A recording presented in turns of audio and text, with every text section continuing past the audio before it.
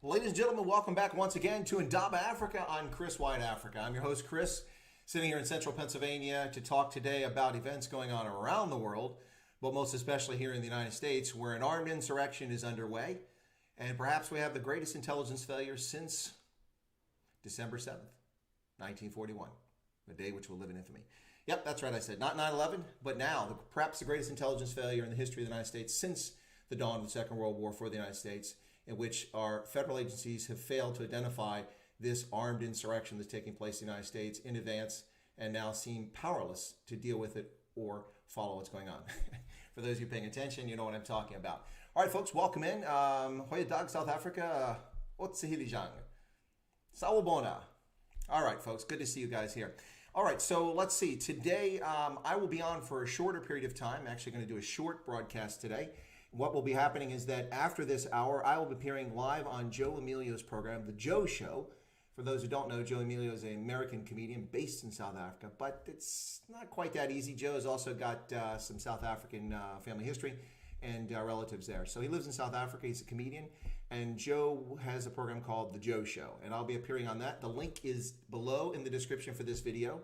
I know it's there because I put it there, unlike my Skype address yesterday for the call-in show. It is definitely there. So if you want to watch the program, I'll be dropping off just before the top of the hour so I can call into Joe. And then we will be talking about myths about Donald Trump. That will be the topic on the Joe Show coming up at 4 p.m. here on the East Coast of the United States and at 10 p.m. or 2200 for those of you accustomed to being in uniform or working at airports. 2200 tonight, Johannesburg time, and in Gaborone, same sort of thing. All right, let's see. Yeah, Beth says I'm close to 2,000 subscribers. Indeed, I am. Folks, I really love to go over 2,000 subscribers for Saturday when we have Giselle and Johan Eisel on the program. For those of you who don't know, I think most of the people here are regulars. But on Saturday at 11 Eastern, and that would be 5 p.m. in Gaborone and in Johannesburg, I will be hosting Giselle, the Afrikaans musician, and her manager, Johan Eisel, right here on Indaba Africa. And we're going to be talking to her about her musical career, her interest, what motivates her, and talk about perhaps some of the motivations for her lyrics for some of her songs. And we'll be taking questions as well. So that's coming up. I'd really like to have at least 2,000 subscribers. Giselle and Johan were very gracious and very kind. They reached out to me in the early days of my channel a few months ago and asked me if I would be willing to host her album debut, Für uns Mensa, the album Für uns Mensa. And I said, yeah, absolutely. And so we hosted it. Johan streamed it through my account, and I provided chat comments on the side.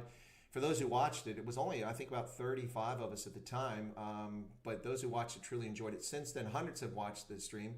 That's from the 8th of May, and that's the lockdown concert, the album debut for Giselle. It was fantastic. I hope that you guys enjoyed it.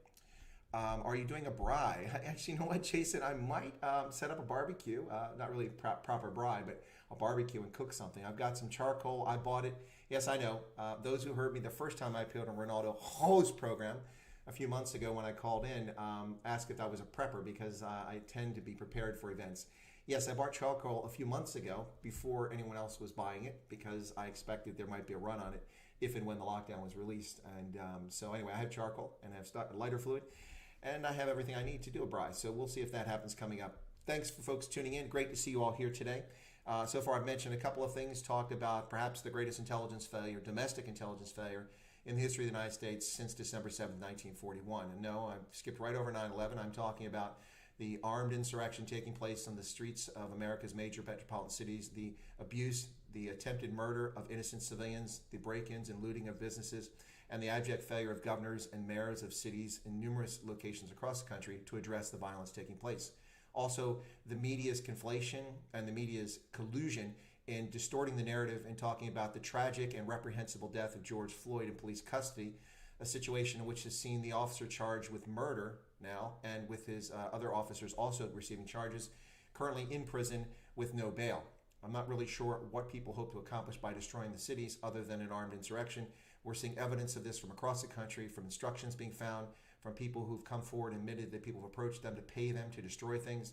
It's absolutely out of control. Anyway, I'm not going to spend a lot of time talking about that. I just want to mention it. Let's see. So, at least you got here. Guys, a lot of knowledge is given to true patriots. Oh, well, thank you very much. Very kind of you. Yeah, I think Sean was saying he felt like he needs paroled from YouTube. That's funny. That's good stuff. Still struggling to find her on YouTube. Giselle. Well, she's not on YouTube, Lynn. I'm sorry. If you're trying to find Giselle on YouTube, you won't find her. She only has a Facebook presence, and I don't spend much time on Facebook. Although I'm very grateful for many of you who share with your friends and family and contacts my channel. Most of my traffic is coming from Facebook, even though I don't really put a lot of effort into Facebook. So thank you. That's obviously a tribute to those of you out there who've done that for me. Thanks an awful lot. I'm very grateful for that. It's exciting when a lot of people tune in and people contribute to the conversation, ask some good cogent questions. I always like that. It's very helpful. Copy and paste the link with Facebook must-watch show. No, really. No, watch the show on my program. You can find Giselle's video on my site. It's on my channel right here. It's if you look under past live streams, you may have to scroll to the right there to find it. For a while, I promoted it as a top video, but for those who haven't noticed, my Are You Peter Afrikaans video is taken off. It's over a week old now, and it has over 8,700 views. For me, that's an astonishing number. And given that I have less than 2,000 subscribers, it's obvious that other people are coming in and watching the video. And people aren't just watching the video. You know, a lot of videos, people tune in and watch 30 seconds or a minute and go, oh, who's this putz? Who's this deuce? Okay, and they're gone. But people are watching the entire video, or nearly the entire video. I can see it from the statistics. I'm very grateful for that. Apparently, it seems to have touched a nerve. And I'm seeing people on both sides of the political aisle who are commenting on it and sending me messages and thanking me for the video. So please continue to share that. I'm just astounded it's taken off. I'm really happy about it. As I've mentioned many times on my channel, I started in 2006, but I had just a single video, and that was from my trip to Iceland, in which I filmed one of the waterfalls, and I just tried it out because I had the account just to see. It was early days for YouTube. So I posted it, and then I never really did anything with it. And after 14 years, I had one subscriber. I have no idea who that was, but thank you for that. And I had 4,300 views on that video over the course of 14 years. Not bad, actually, for a short 30-second video. But now I have a few videos, well, I have one video that's definitely run past that. That's Are You Peter Afrikaans? And it's really taking off. So I know a lot of the traffic I'm looking at least 25% of the traffic for that video is coming directly from Facebook, and it's not from me, it's from you guys. So thank you so much for that. It really makes a difference. It really builds a sense of community, and I hope that you feel that way. Those of you who've been with me for a while, just a few months, but some of you have been there from the very beginning, and those who've joined recently, I think you have a feel for what I'm about. I'm about treating people fairly, equally, and the same, and I am kind of a neutral when it comes to many things, although I have very, very opinionated views on some political issues, and that's, we all have our views. Anyway, so I hope to share them with you guys. I hope you enjoy it. Let me get over here in the chat and see. So Grant, Fonz, PP, Ursula, Jason, Lynn, Sean, Bite Your Ankles, Beth. There's Beth. Okay, good deal. And Lynn, I said Lynn already. Welcome to all of you. Thank you all for tuning in. Those who haven't joined the chat, feel free to jump in the chat if you'd like. It's an entirely free channel at the moment, so enjoy yourself. I will say this, though. What's that pic in your background? Okay, Jason, I'll answer that question, the picture in the background, and I'll reduce myself so you can see it. I've covered this a few times, but I'm happy to do it again because people haven't seen it. I know I just got very small, but don't worry, it's going to be okay. All right, so that is the road running from Zeerust to Rustenburg in Northwest Province in South Africa. And if you are traveling from west to east, headed towards Rustenburg and onwards towards Pretoria, as you approach Rustenburg, the road starts to go up like this. You have a long incline that's at least 1 kilometer long. And this is as you start the incline, on the right-hand side, through a spot that's known as Olifant's Neck, or Elephant's Neck. And that's the view. So that's the Mahalisburg Mountains in South Africa, amongst the oldest rock formations on the planet. I think only Australia, it's known, has older rock formations. So beautiful spot. I took this on my trip from Gaborone back to Johannesburg and Pretoria when I was there working on a research project recently. So anyway, that's a beautiful spot. I really like it. So I just keep that as my background. That, the rugby banners and my rugby jerseys seem to have become kind of a trademark for me, and I just share them with my viewers. So I hope you enjoy those. Grant says, who is this dude? Well, thanks. Yeah, Lynn, what I'll do is I'll put on the community section after I finish with Joe Emilio's show tonight. I'll need to remember that. I will put in the community section an update because it'll send it out to subscribers to remind folks if you've never seen the Giselle concert. So please, I'll do that and you can check that out. Hey, Mr. Punisher, good to see you there. We need to find out if we can demand a referendum to push up national elections as soon as possible. The ANC is on a mission to killing our country. Yeah, it's hard to argue that, Bite Your Ankles. No wonder it's recognizable. My aunt and uncle live in Rustenburg. Well, there you go. And actually, if you look at if you're traveling on that road, the opposite direction, directly behind me, which that's facing south, facing north, that's the exit for the Royal Bafokeng Stadium. and heading over to where the Bafokeng people live. It's so there you go. So that gives you an idea. So it's on that side. It's on the west side of Rustenburg before you get up to the exit to come down into the main entrance to Rustenburg. All right. Okay, what else we got here? Okay, all right. Rajal is there. Good to see you. All right, folks, so let's see. A couple of things. I wanted to share this yesterday, but never got around to it because I tried the call-in show. For those who were here yesterday, I hope you enjoyed the call-in show. I did. Folks, I let folks go a lot longer than they did it. For the first hour essentially became the Yanni and Reese travel agency program, which was great. Really enjoyed it. And the second hour became the Jihad, or the Notorious G show. I hope you guys enjoyed it with a very different focus, going from travel and adventures and life to politics. But I wanted to show these yesterday to show you how the media is biased and how things happen. This is from the New York Times. We had a primary here on Tuesday in Pennsylvania, and I voted. So this is from the New York Times, and what you see there is how they reported at the same time in the day. This was at 11:22 Eastern Standard Time yesterday morning when I took this. And this is what they reported on the election. Notice that big purple banner right there that says Joe Biden has won the Pennsylvania primary according to the Associated Press. Now, Joe Biden wins this with 77% of the vote. Bernie Sanders, who doesn't have a prayer and isn't even in the race anymore, managed to get almost 19% of the vote and 2 of the delegates. So notice that, and now I'm going to show you how that compares to Donald Trump. Donald Trump doesn't have a banner, and I had to go hunt for his vote results. There you go. There's Donald Trump. All right, so he is declared, he's marked as the winner there, or leader, not the winner. They've yet to declare him the winner at 5 minutes prior to this with 82% of the vote in, and with Trump holding 95% of the vote. Bill Weld, the former Massachusetts governor, a bit of a joke candidate here, has 4.2% of the vote, yet Donald Trump doesn't get a big banner to indicate that he's won the primary in Pennsylvania. Nor is there any mention of the fact that Donald Trump's vote total is more than the entire Democratic field. So I'll bring the other one up just so you can cover my face here, just so you can see that again. You can see how dishonest the New York Times is. Let me get back to that. I got to be careful here when I grab these and drag them over because, there we go. That's not working out. Okay, well, anyway, I can't do it because I got them on top of each other. But that's the Republican primary. Trump, almost 800,000 votes with nearly 4/5 of the votes counted. So he went over 800,000. I haven't checked the stats today. And there's the Democratic one. Biden has less than 600,000, 200 and a few thousand less than Trump. And he is declared a winner. Ludicrous. Absolutely ludicrous. This is the New York Times. This is the dishonest media that we see each and every day. The same media, they're out distorting the narrative right now about George Floyd and about demonstrators. These aren't demonstrations. There are demonstrators and there are demonstrations, but what's being reported on are riots and an armed insurrection, and the press isn't honest about it. So I just thought I'd show that to you guys real quick. What else is going on over here? So, Bite Your Ankle says it's fun going up there with a 4x4. Yeah, tricky but fun. Yeah, well, throughout the Mahalicesburg, you can go hot air ballooning, you can go quad bike riding, you can go horseback riding, you can go hiking, go to the Cradle of Humankind, in which you'll find a wonderful museum and fantastic cave exploration. Very exciting time. Take your family, friends there, kids there. The Mahalicesburg is a great outdoor location. Wonderful place to go visit. Absolutely wonderful. Right. What else? Good evening, Lizan. Christo, great. Okay. Dude. First time here. What happens here? Lido. Okay, well, let me do that. Thank you for that introduction. So we got some more folks tuned into the stream. What happens here? Well, I'm Chris White. I'm a retired U.S. Army colonel. I served 36 and a half years, 34 of that on active duty, 2 years of that in the Ohio National Guard. And I just retired from active duty in October of 2019. I was an intelligence officer, but before that I was a signal soldier during the Cold War, served 3 tours in Germany as a enlisted soldier, as a young company grade officer, and then as a field grade officer. And so my tours in Germany include Bad Kreuznach, Gelnhausen, Hanau, and Stuttgart on 3 different tours throughout my career. A tour in Italy, and then I've been stationed in Africa in Tunisia, Liberia, Botswana, Malawi, Nigeria, Mauritania, Uganda, and Ethiopia, where I worked at the African Union. Been involved in rebuilding the Armed Forces of Liberia. I led the program there, redesigned the intelligence infrastructure for the Botswana Defense Force.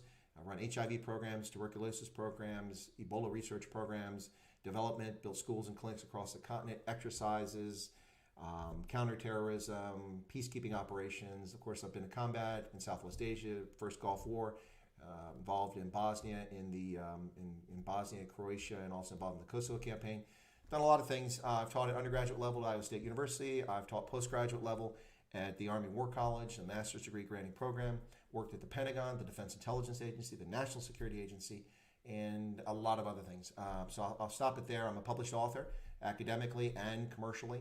And so anyway, some of my things are out there. I write about rugby, huge rugby fan. You may have picked up from the banners, from the jersey. It's kind of a theme for just my backdrop here. And so that's a little bit about me, Lito. We talk about geopolitics, national security issues, and things like that. But what's happened in the recent past is that because of my appearances on YouTube programs in South Africa, a lot of people have come over to my stream from South Africa. So South Africa is my first interest in Africa, and probably my forte. So I spend a lot more time on South Africa specifically. But we talk about the whole world. If you check out my channel, you'll find a playlist called All That Palaver, not necessarily Africa, and that's one in which I usually have videos where I've talked one recently about Taiwan and how the World Health Organization kept them from the World Health Assembly yet again, even though they had great information and great best practices to show how to fight COVID-19 effectively without destroying your economy and your country or imprisoning your people. But anyway, so I do those sorts of things, and we talk about anything. On this particular stream, this is called Stray Voltage, so just random electricity, neurons firing in the head. We can talk about any topic anybody wants to. You can also watch prepared videos on my channel, and I do a regularly scheduled weekly stream on Saturday. And thus far, I've had the former program manager for DynCorp, a defense contractor that worked for me in Liberia, Jeff Rodriguez. That was my first one. And then working through the mechanics of getting it working effectively, plus I had some technical issues. Took a few weeks break on that before I did another live stream. Then I did a stream with Evans Larrabee, who's a small-scale commercial farmer based in Ghana. Talked about the challenges of farming in Ghana and land tenure and that sort of thing. Then beyond that, I spoke with Evigwe Egu, who's a Nigerian security analyst about national security in the Lake Chad Basin, in Nigeria, the Sahel. And he's also appearing in the China-Africa podcast this week, I think, Evigwe is. After that, I had Joe Emilio on the program. He filled in quickly for me. And then who did I have most recently? I'm drawing a blank on that. Gosh, that's embarrassing. But this week I have Giselle, who's an Afrikaans singer. She sings folk music or Heimat Lieder, and she sings country music in English and in Afrikaans, and she sings pop Afrikaans. That's my favorite part. I'm not a big country music fan. But anyway, so, whoa, Lynn is smoking away there. Where did you find the smokes at there, Lynn? Lynn is in South Africa. Did you get those from the Zuma family? Just asking. All right, so let's see. I'm missing some chats over here. But Lito, I think that helps inform you a little bit about what the channel is. I hope you find it interesting. Feel free to check out my playlist. You'll find different videos on lots of subjects. I also cover the U.S., of course, but I've not devoted this to a politics channel for the U.S. There's lots of those out there. And right now in this environment, people aren't listening here. People in Africa and around the world are interested in listening to what's happening in America and not necessarily combative, willing to hear what someone else has to say. But if you walk out the door here, you're going to be jumped on by one side of the aisle or the other side of the aisle, and you're not going to get very far in a conversation at the moment. So I'm not exactly doing a louder than crowd or broadcast. Maybe at some point, but not now. Or I'll do a different channel devoted to that. All right, so let's see what else I've missed over here in the chat, folks. Again, I'm only going to be on for about another 25 minutes or so because I go on the Joe Emilio program, The Joe Show. Joe's an American comedian based in South Africa, and he does comedy, and he has roast on his channel, and he also does some political commentary. So I will be talking about myths about Donald Trump on that stream, if you'd like to tune in. The link is down below in the description of this live stream, and you can find out where that link is if you want to go set it up so you can watch that program. Lido information, oh yeah, Kyle's telling Lido what he can find out here. Let's see. Tomorrow's the weekend. Is tomorrow? Is this? No, wait. Tomorrow's Friday. What's the Thursday? Yeah, it's Thursday already. Imagine that. All right. So, Chris, what exactly is the unjust system the rioters and looters in the U.S. are talking about? Well, Heinrich, yeah, that's a good question. The problem is that, in many respects, from my view, and of course, people are going to be triggered by this. It's a myth. The argument that the system is unfair. I disagree with that. Having grown up in poverty for stretches of my young life, I managed to save and invest and learn the rules of the system and abided by them and follow the law and advance somewhere. I joined something that was called a meritocracy, the U.S. military, and it gave me an opportunity to learn about the world and develop as a person and have a career, an affectation, one which Black, Asian, Native American, immigrants, lots of people do the same sort of thing and are able to have a successful career and become well-adjusted members of society. Yeah, there are social ills, there are issues in this country, but it's ironic that at a time that the unemployment level was at its lowest point for virtually every demographic in this country, in the history of this country, since we started keeping statistics, and personal income had been rising for the first time for 3 consecutive years, for the first time for many ethnic groups in decades, that this whole story is talked about. The issue here is the death of a Black man in the custody of the police. The media lied and said it was about racism. They don't know that it's about racism. There's no evidence of that yet. It may very well have been about racism, but we've discovered many things since this happened. And of course, what's happening and what is being overlooked by the media is that there are groups that are intentionally undermining governance in our cities. They hand out weapons, bricks. They hand out sticks. They're beating people in the streets. And this is happening all over the place. It's also happening in London. I watched the video of a white man being beaten in the streets of London as a double-decker bus drove by. And white people standing there dancing as this man was beaten on the ground. The guy punched his face into the pavement, then kicked him. And then finally someone intervened after all these idiots stood around videotaping this. The gentleman walked away, and the punk that was assaulting him ran up behind him and sucker punched him in the back of the head. He spun around, and he smacked his head on the pavement. God knows what happened to that person. Happening in the streets of London. It's not London, it's Londonistan. It's absolutely ridiculous. And the same sort of thing's happening here in America, and it's being encouraged and pushed by groups that have political agendas. So I don't want to go too much into that because I want to talk about some other things here today. But thank you for the question. I hope, Heinrich, I kind of talked about it. The unjust system is a myth. Anybody in this country has an opportunity. That's a fact. Now, some people grow up in circumstances where they have poor public education. Yeah, well, that tends to be in places where people on the political left have been running things for decades. Yeah. Anyway, yeah. Okay, well, Lito, feel free to subscribe to the channel. Look, if you're new here and you've never been on the channel, listen, it doesn't cost you anything to subscribe. Just click on that subscription button, and also be sure to toggle that icon to get notifications. Select all. That way, hopefully, YouTube will actually tell you when I have a prepared video like I had earlier today. My video earlier today was in response to the press conference from Jackson Mtumbu, from the Office of the Presidency, giving a press conference about the lockdown in South Africa. For those who missed it, I doubt any South Africans have missed it. Your lockdown has been extended for the maximum period of time permissible under the existing law, which is an additional 30 days. After 90 days of lockdown, the ANC government has already decided on June 15th, 11 days from now, that the lockdown will be extended. So they're not going to wait for data, say next week, or a few days after that to go, can we? No, they've decided to continue the lockdown. In the meantime, the measures taken by the African National Congress government and the National Coronavirus Command Council were declared unconstitutional at level 3 and level 4 by the North Gauteng High Court. Yes. So the government is going to take them to go back to court and appeal that decision to the court. And they've already decided they're going to lose because their case isn't strong. They claim their case is strong, but they already decided they will appeal that to the Supreme Court, Supreme High Court. Anyway, so yeah, absolute nonsense going on there. Let's get back over here. So I'm buying at the moment. The new tobacco plants we planted will take another 2 months before we can harvest them in 3 weeks. Okay. Tommy Kotsia, evening, Chris. Sorry I'm late. We actually were just talking about newspaper reporters. Oh, well, welcome in, Tommy. Good to see you. Beth, my sister used to live near the Hartbeespoort Dam and got married there, near these mountains. Yeah, Hartbeespoort, been by there many, many times. Beautiful location. Good evening, everybody. Welcome, Dietrich. People in South Africa can buy alcohol, but no smokes. People are pissed. Well, yeah, they are pissed. They're liquored up now. South Africans are pissed. Absolutely. All right, let's see. Mainstream media are extremely selective, indeed. Sean says, stupid question, but what does intelligence officer entail? Gathering information, COVID, or administrative? It's not a stupid question, Sean. It's funny because when I became an intelligence professional, it's the branch that I wanted when I was a cadet at university. I wanted to be intelligence. I knew a little bit about it, but it never worked in it because I was enlisted and I saw what intelligence people did. So a lot of people come into the intelligence branch in the Army and think they're going to be Jason Bourne or a CIA operative. That's not it at all. Each unit in the military has different staff sections. They have logistics, they have administration, they have operations and training, and they have intelligence. The role of the intelligence officer is to be aware of all the things in the environment, including the natural environment, the climate, air pressure, weather, the enemy or the threat to the unit, and to safety and security. And so you have to understand all those things and be able to articulate the threats. And you're the one that briefs the commander before an operation, and you work with the people developing operational plans so that the operational plans are effective against the threat. So for instance, if you're in Iraq and you're going out on a convoy, something an intelligence officer would do would be to look at the terrain and look at the most likely places where someone might place an improvised explosive device and identify that based on a template on a map. And beyond that, they would get actual intelligence reports about where places people actually been active doing that, bring that together, and then make a cogent assessment as to where the danger lies, the most likely danger. And then you would brief the folks that are doing that convoy so they would understand what to be aware of. When we had troops go to Somalia back in 1992, we sent in a platoon of Black Hawk helicopters. And I briefed them about small arms, RPG-7s, and rocket-propelled grenades.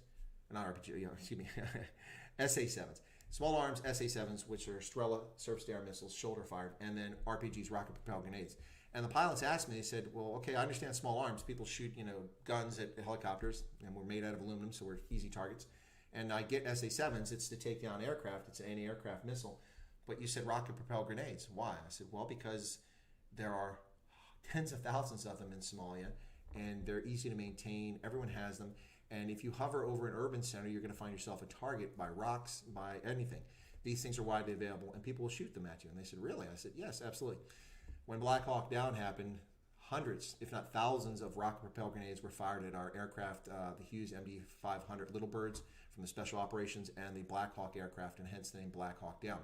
That's exactly what happened. So that's what an intelligence officer does, and you do that at the tactical level all the way up to advising the President of the United States. And I've been fortunate. I've written for the President of the United States. When George Walker Bush was the president, I wrote for him several times. It's quite an amazing process and a great pleasure to have done it.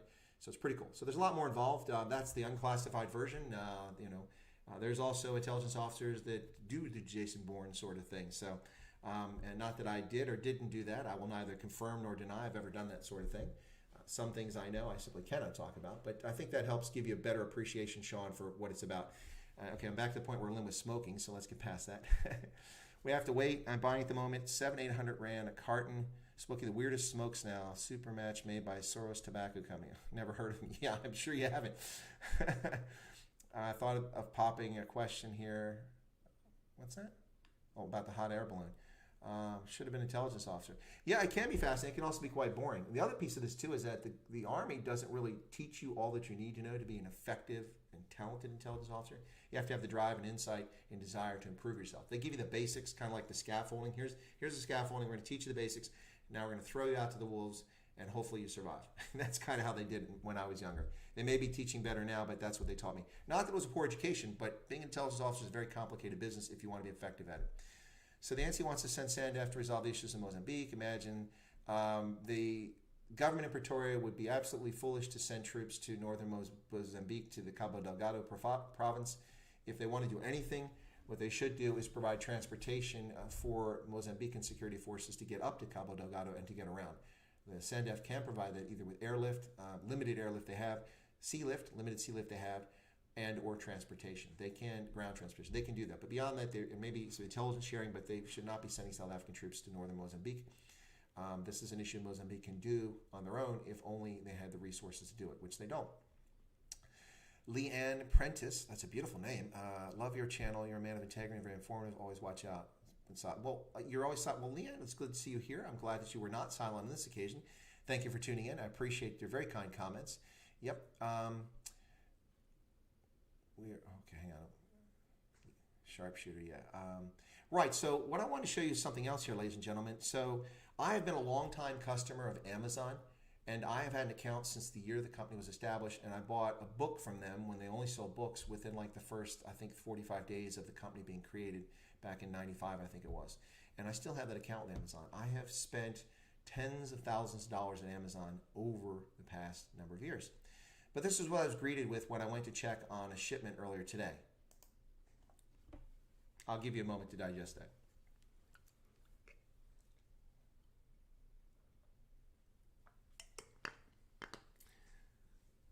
There's Joe. Hey, Joe. Yeah, I will see you soon. Going to hang up here in a little while. But in the meantime, Black Lives Matter. This is the banner that appeared at the top of my Amazon account just before I went on air. Amazon stands in solidarity with the black community. Really? Well, Black Lives Matter does not represent the black community.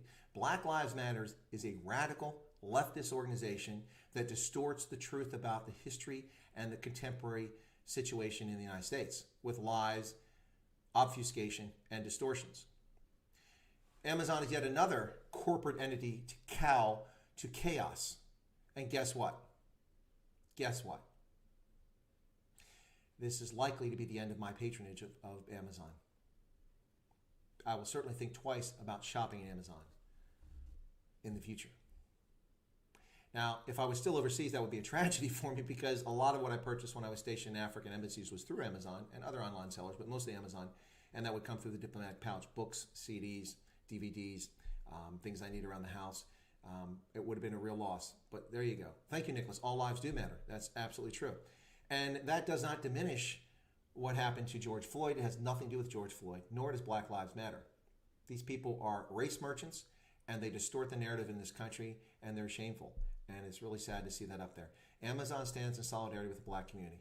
No, they don't, because the black community is not represented by Black Lives Matter. A segment of the community, both black and white, is represented by Black Lives Matter, but they don't represent the black community. If you want to put up a banner that says you stand behind the black community, first off, there's no such thing.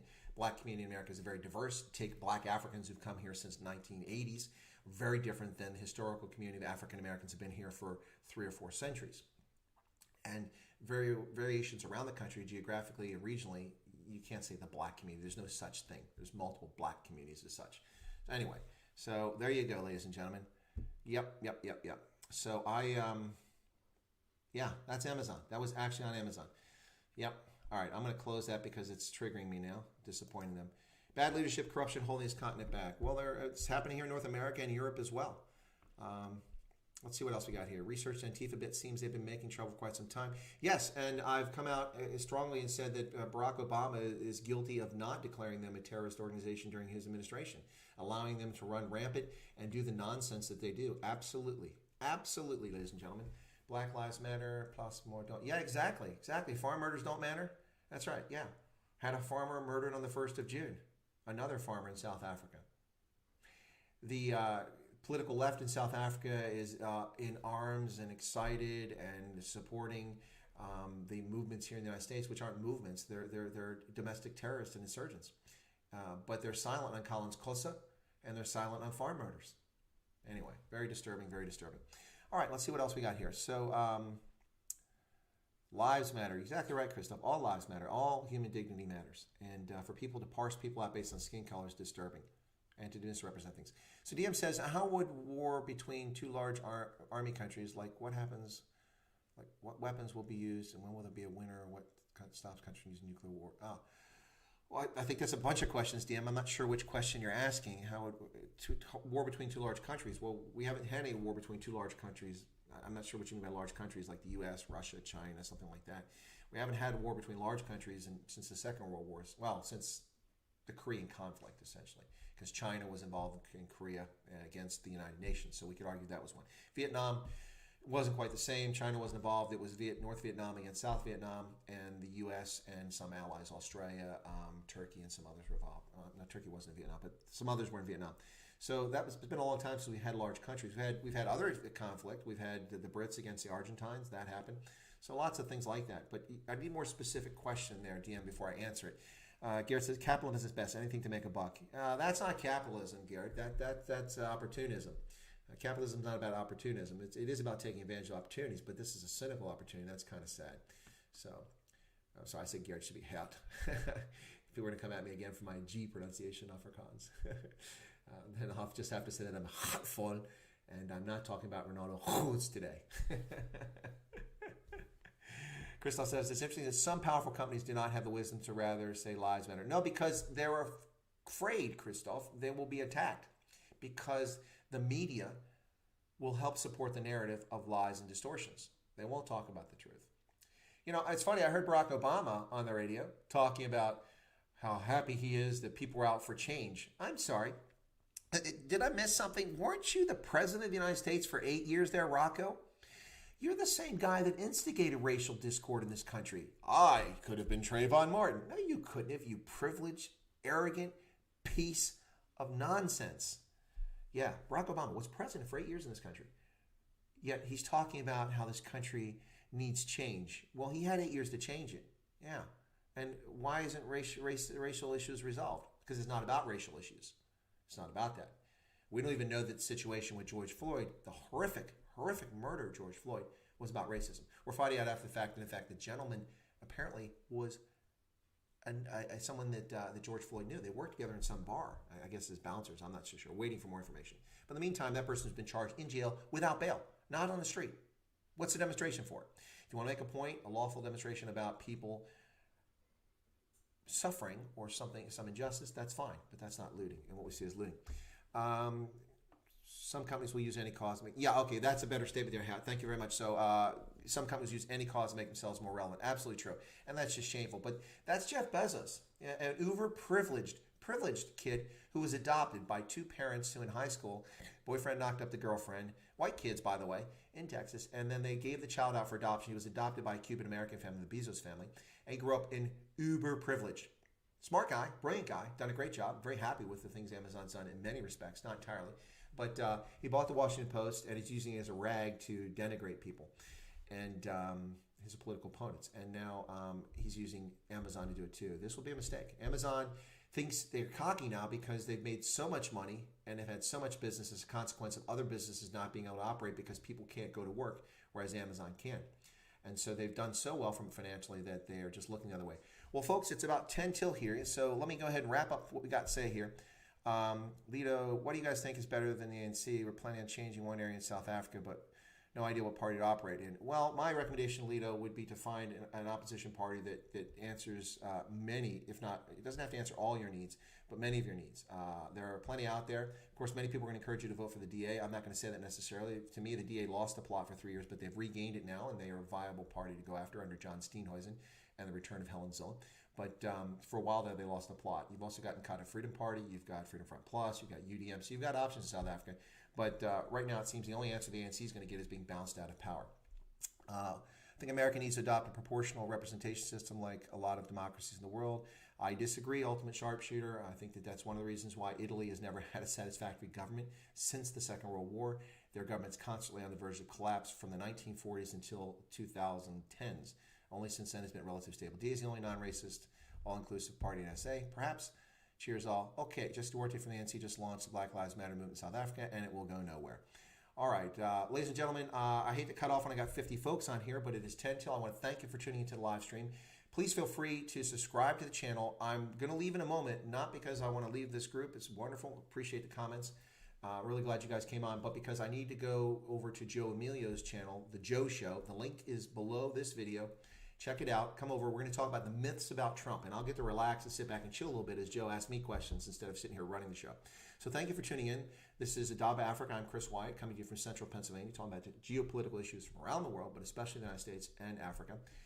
If you're not a subscriber, feel free to subscribe to the channel by smashing that subscription button right down there, and be sure to toggle that bell icon so you get all notifications, because those of us who've been on YouTube know that it is inconsistent when it notifies people of my live streams like Stray Voltage, my scheduled live stream every Saturday, 11 o'clock Eastern, 5 p.m. in Gaborone and in Johannesburg, 4 p.m.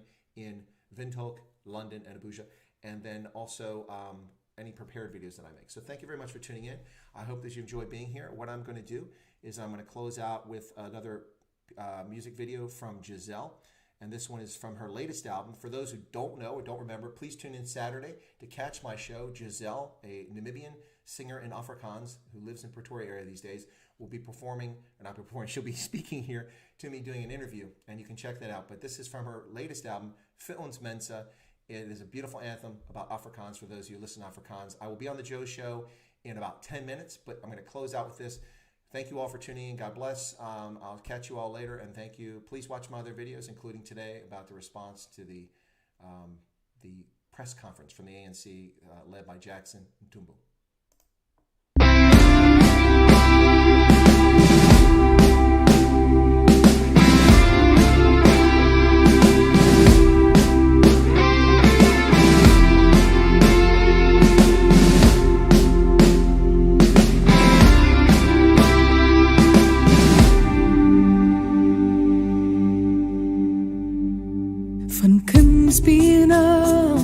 Met raad en saam, met lyding en hoop, verdriet en saam staan jy staan. Jy is altyd daar.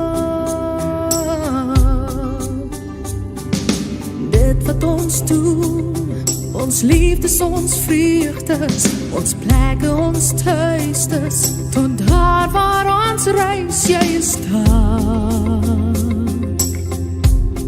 Afrikaans is ons wese. Dis die taal waarin ons groet, die taal is in ons bloed, is Afrikaans vir ons mense.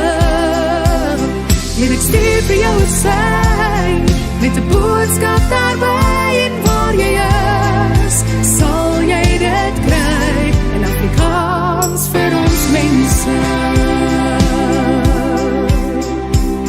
Al verander straatname, al word helm laat val, ons is steeds stuur ons adem, ons kultuur, ons verhaal, dit sal altyd bestaan. Afrikaans is ons wese. Dis die taal waarin ons groeit, die taal is in ons bloed, is Afrikaans vir ons mense. En ek stuur vir jou 'n sein met 'n boodskap daarby, en waar jy is, sal jy dit kry in Afrikaans vir ons mense. Ons is daarmee gebore, die taal waarvoor ons staan, dit vloei deur ons are. Ons kinders praat dit saam, dit sal altyd bestaan. Afrikaans is ons wese.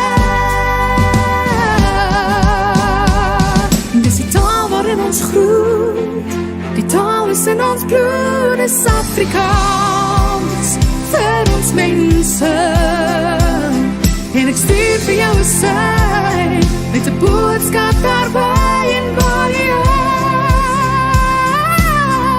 is. Dis die taal waarin ons groeit, die taal is in ons bloed, is Afrikaans vir ons mense. En ek stuur vir jou 'n sein